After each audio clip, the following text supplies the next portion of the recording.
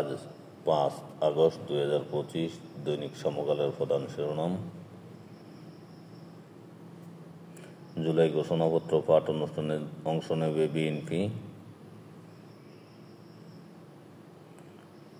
চাঁদা না পেয়ে জনকণ্ঠ ভবন দখলের অভিযোগ মালিকপক্ষের, সাংবাদিক কর্মচারীদের অস্বীকার।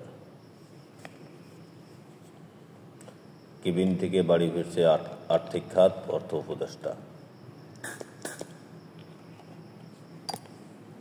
গণতন্ত্রের উত্তরণ যেন সঠিক মতো না হয়, সেই জন্য ষড়যন্ত্র চলছে, মির্জা ফখরুল। চাকরিপ্রাপ্ত মুক্তিযোদ্ধার সন্তানের তথ্য নিচ্ছে সরকার, ফারুকী আজম। সবাই জানে এনসিপি হচ্ছে কিংস পার্টি, টিআইবি প্রধান। মুক্তিযুদ্ধের ইতিহাস রক্ষায় মঞ্চ ৭১-এর আত্মপ্রকাশ, ৫ দাবি। রাশিয়া থেকে তেল আমদানির বিষয়ে ট্রাম্পের মন্তব্য অযৌক্তিক, ভারত।